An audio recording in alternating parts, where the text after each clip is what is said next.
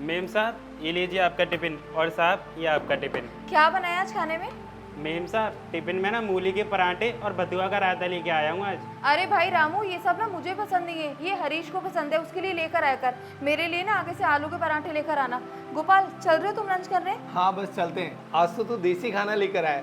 नेहा तुम चलो, मैं आता हूँ अभी। चलो ठीक है।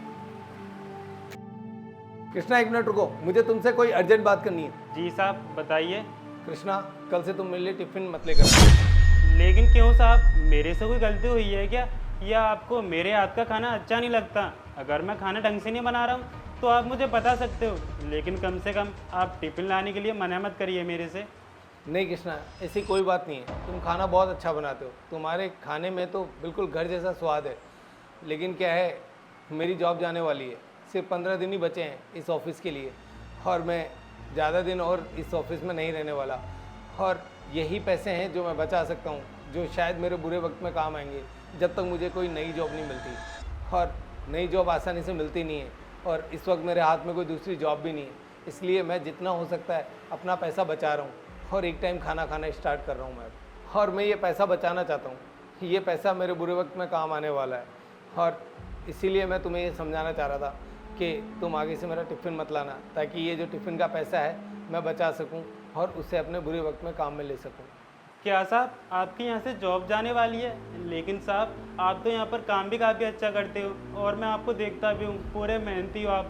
सबसे जल्दी आते हो यहाँ पे और सबसे लेट जाते हो, लेकिन फिर भी आपको यहाँ के मालिक जॉब से निकाल रहे हैं साहब। इसलिए साहब, इस बारे में तो मैं कुछ कर नहीं सकता, लेकिन हाँ, आप मेरे को टिफ़िन लाने से मना मत करिए। और साहब, आप बोल रहे हो ना कि अगर कृष्णा तुम मेरे लिए टिफ़िन नहीं लेकर आओगे तो वो पैसे मैं बचाऊँगा।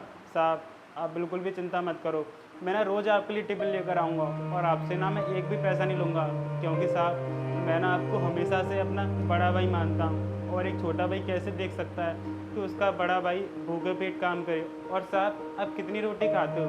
मुश्किल से 5 या 6 रोटी खाते हो। अगर मैं आपको 5-6 रोटी खिला दूँगा तो मेरा क्या ही जाएगा।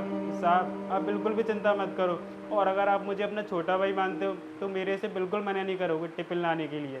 सच में कृष्णा, तुम कितने अच्छे इंसान हो, इस पराये देश में भी मुझे अपनेपन जैसा व्यवहार दे रहे हो, और मैं तुम्हें मना नहीं कर सकता अब। और लेकिन मेरी एक शर्त रहेगी कृष्णा, जिस दिन मेरी नई जॉब लगेगी तुम्हें मैं सारा पैसा दूंगा और तुम्हें वो पैसा लेना पड़ेगा, तभी मैं तुम्हारा टिफ़िन खाऊंगा अभी। ठीक है साहब, जैसा आपको ठीक लगे। अब ना आप ज़्यादा सोचिए मत और फटाफट से खाना खा लीजिए, नहीं तो ये ठंडा हो जाएगा। अब मैं चलता हूँ।